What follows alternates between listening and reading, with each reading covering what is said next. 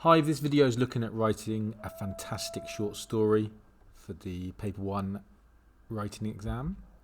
So the short story, it's slightly different for different exam boards, but for EDUCAS it's 450 to 550 words, average handwriting 2 to 3 pages. You have 45 to 50 minutes to write a short story. The purpose is to entertain the reader, and the examining report advice is to always write in the first person. So our examining report tells us that the exam is worth 40 marks. The short story part, section B, is worth 40 marks. Content, or how interesting your story is worth 24, and SPAG is worth 16. To get a grade 4, 20/40 really, half marks. Grades 1 to 3 students tend to get around 10 to 14. So if you're looking for the really high grades, this is the video to look at. Okay, so I'll give you the big things to avoid as well as the things that you need to do for this story. So what makes a good story? It should include engaging opening and believable plot and a suitable ending, a range of vocab, use of show don't tell, and accurate use of English including correct tense use and dialogue. To get to the top of the mark schemes, you need to write an original imaginative story with no basic SPAG errors. For EDUCAS, the titles are on the scene, so at AQA you might get a picture, but for EDUCAS you get 4 random titles, never that exciting, and you pick one, put it at the top of your page and write your story. However, the trick is you should be going in there with a few story ideas, or in a perfect world a draft, and you just pick the closest title to that. Okay, so my students worked off a booklet. I'll put a link to the booklet if you wanna grab it. Off a paid website. So the top 10 tips we're going to be looking at are these. So feel free to pause the video. We're going to go through each one. Some we'll talk about just for 30 seconds, others a bit more detail.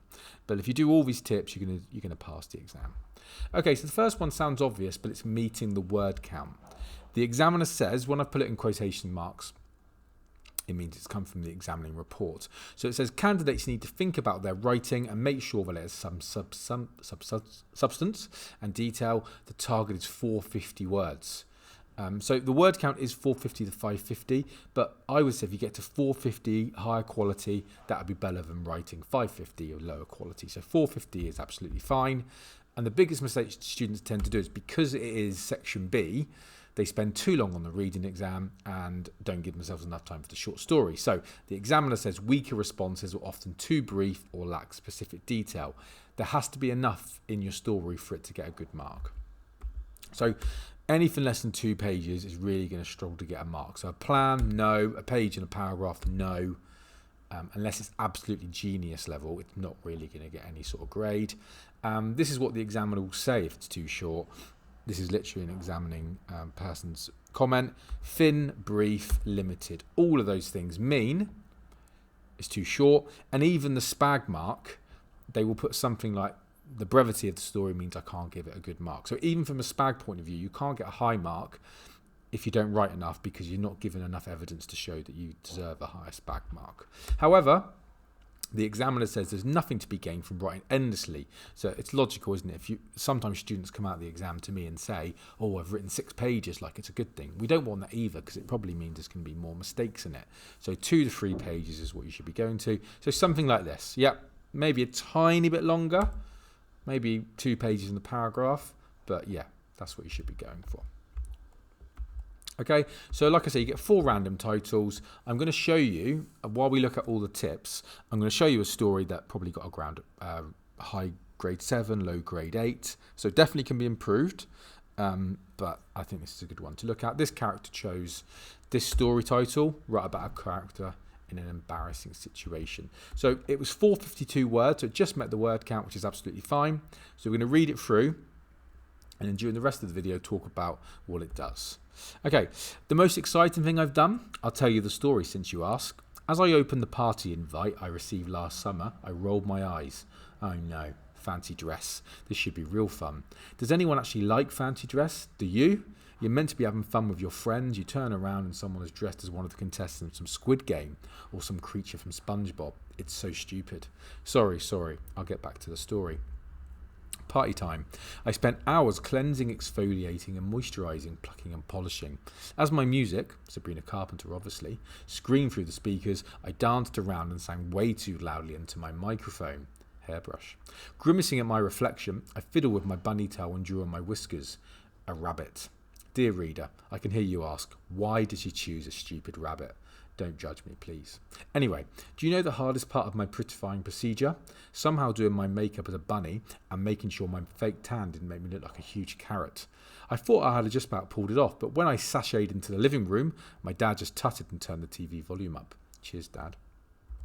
Arriving in a taxi, I trudged down the driveway. I knocked. No answer. Opening the door, I looked down the hallway adorned with different coloured balloons. My heart sank.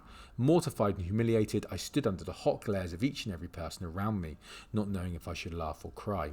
There were no Peter Pans, pirates or princesses in sight, the 3 Ps of any fancy dress party, semicolon. I was the only one in fancy dress. Whispering, sniggering and the thumping music bled into one another. Didn't you get the message? A girl I didn't know hissed. It's not fancy dress. No, I didn't, I replied, as I scanned the room trying to find something to hit her with.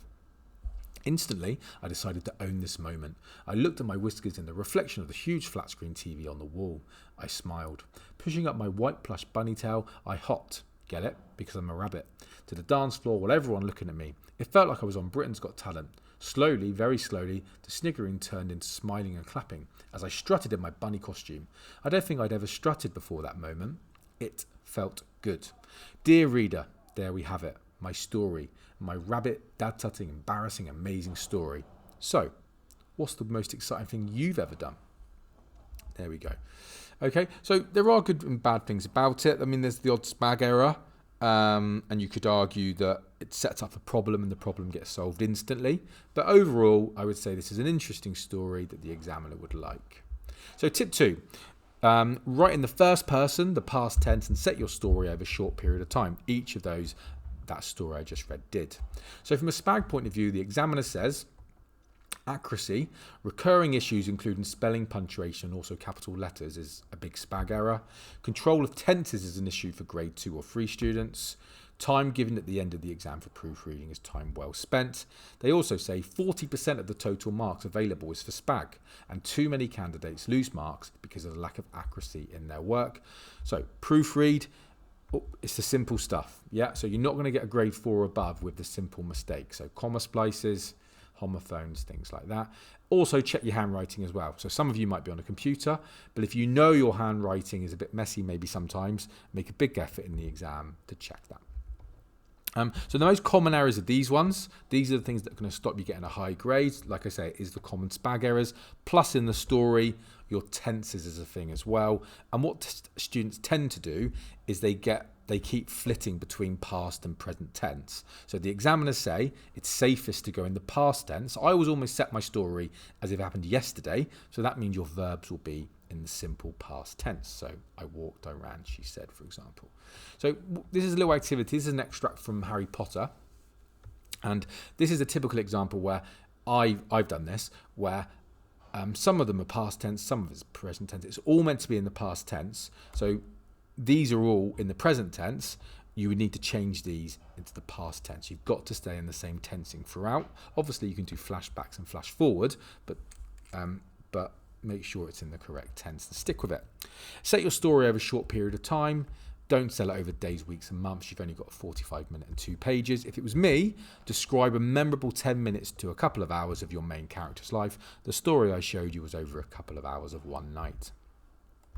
Tip 3, create a plan and draft before the exam. So the examiner says the type of story you should plan should be straightforward, realistic and believable, in the first person in the past tense, stick to no more than 2 or 3 characters, a memorable opening, strong narrative voice, so speak to the reader, speak aside to the reader, all the stuff to show off to the examiner, some dialogue and a range of vocab. Essential, go into the exam with a story idea and pick the title closest to it.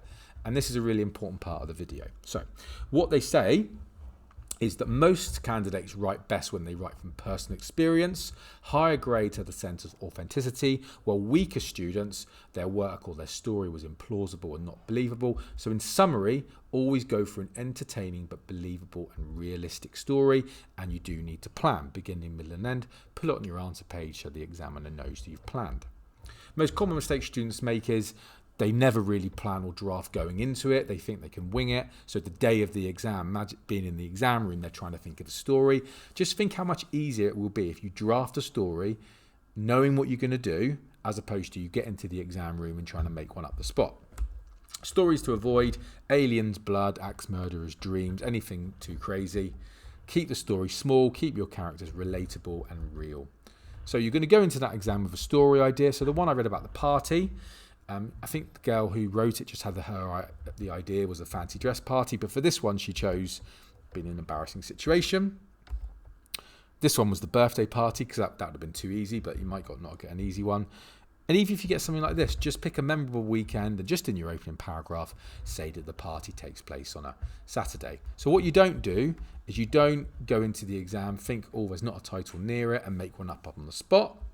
Just take a second to breathe, and whatever a title is, just put it into your middle paragraph. Okay, so you must decide on your ending before you start writing in the exam or in your draft. Like I say, a plan will definitely help. And a really simple beginning, middle and end would be introduce the characters, introduce a problem, and then solve that problem. It's a bit more in detail here. I'll let you pause the video and read that. It would be worth reading. But there's 3 acts to your story: setup and problem, conflict and choice, and then climax and resolution. Always give your character maybe a choice to make. So in our story one that we read, it's should the girl leave the fancy dress party after she realises she's turned up and she's the only one in fancy dress. Going into the exam, the 2 things I would plan this story at home. 2 of them I would plan would be a time your character was in an embarrassing situation and a school or college. So 2 separate stories.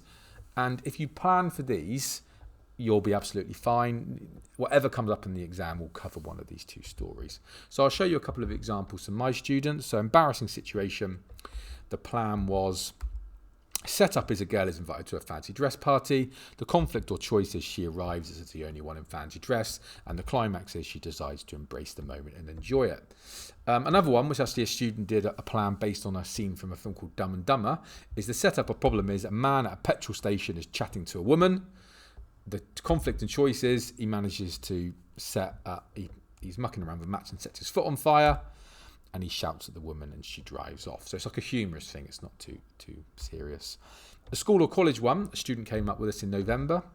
A setup, a problem is a student finds answers to a really important exam on a desk. Her conflict and choice is she goes to photocopy them, but as she's doing it, she hears the teacher coming into the room. And the climax is she crawls past the teacher on the floor and puts the papers back just in time. So I'd say that's a good example of a story where it's almost like a simple, light-hearted story, nothing too serious, over a short period of time. There's 3 ones. And I would say then pick the one that you look at your plans, pick the one you want to do and draft it. Tip 4, pick a setting with fantastic sensory language. Okay, so the 5 senses is a way to really put the reader inside the scene. The best sense to do is sound, I would say. So pick a setting for your story where you can describe the senses. Like I say, sound is the best. You will do sight automatically. And actually, it will actually sometimes students use sensory language a bit immaturely, where they feel like they have to tick off each one. If your story is a story where it's not appropriate for you to talk about a smell or a taste, don't feel like you have to cram it in. And also from a mature point of view as well, try to not put, if you're talking about senses, try not to use the phrases I could see, I could hear, I could taste. Try to do it in a bit more of a nuanced way. So good settings would be things like a train station, a busy airport, a fun fair, a festival, a busy restaurant, a prom or a disco or a club. All of these would be good for a party. So if we look at a paragraph from that the fancy dress party one we looked at, we've got touch with in the yellow, exfoliating, plucking and polishing. In my green, I've got sight, where she's looking in the reflection of the mirror. And in my blue, I've got lots of sounds. So I've got the music, I've got the dad tutting, I've got turning up at the TV volume. So all the way through your story, the sentence should be involved. No, you don't need it loads and loads and loads. Like I say, try to do it naturally, particularly sound, try to use it. Okay. Tip 5, create a memorable opening and start in the middle of the action. 98% of books are sold on the strength of the first 2 sentences. So in your first paragraph, this is your first impression to the examiner. Try to really grab the reader's attention. These are the 3 ways I would talk about the most or use. So again, you could, if you're going to draft a story, you could try 3 separate opening lines and pick the one you like. Dialogue, hands in the air, this is a stick up. Action and a question if you're going to talk to the reader. All 3 of those would be quite good to do. Another thing you could do is like a bit of a circular narrative where my opening line is the most exciting thing I've done, ? And the closing line is, so what's the most exciting thing you've ever done? So using a similar opening and closing line would be something that would impress the examiner. The opening should do one of the following. Describe the setting, introduce the main character, put you straight into the action. My advice would be describing the setting is a little bit boring, so I would do a mixture of 2 and 3. I would put the reader straight into the action while also introducing your main character. More action than description. Okay, so we don't want a paragraph, the first paragraph, trying to impress the examiner. We don't want you talking about the weather or what a room is like. Really try to grab the reader's attention. So some of my students are doing a realistic story on an interesting or humorous driving test they've been through. If they were doing that, they wouldn't start with, I woke up and I could feel how nervous I was. That would be really boring.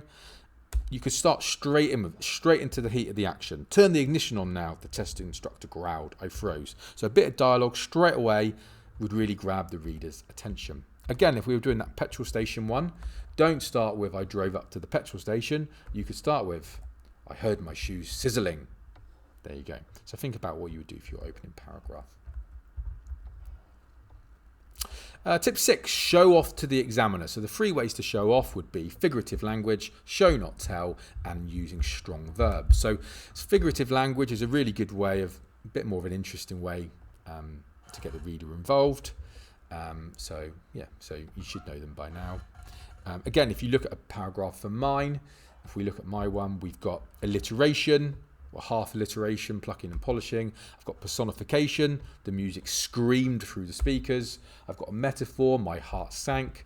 I've got pink and purple, onomatopoeia. I've got plucking, thumping.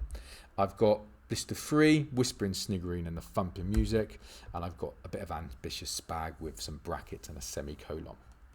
So again, all the way through, try to use a bit of it. Like I say, use this sparingly. We don't want 17 similes in one page. Yeah. So, and it's not a checklist. A lot of people think it's a checklist. You have to do every single one. Just do it naturally, but do it where you can. Okay, show not tell. So it's much more interesting to show your reader what a character's like instead of telling them. So for example, don't write he was a very dangerous man. You could put his eyes followed the people around the room like a wolf hunting its prey. That's not that great an example, but yeah, show, don't tell me. So an easy example would be, instead of putting the man was tired, put the man yawned. Really simple one, but show me physically. Again, if you look at this paragraph, I've got my yellow is showing how the character's feeling. So I'm not putting, I was really annoyed. I've put grimacing at my reflection. I've not put the dad wasn't bothered. I've put the dad tutted and turned the TV volume up, so on. And I've also showing you that it's a fancy dress party. So there are some parts where it's gone, it is fancy dress, but there are also some clues that it's a party. So my bunny tail will draw on my whiskers. When she goes down the hallway, there's different coloured balloons. Yeah, there's thumping music. So again, lots of hints about what kind of party it is. Okay, using strong verbs. So try not to use a boring verb with an adverb, like he ran quickly down the street.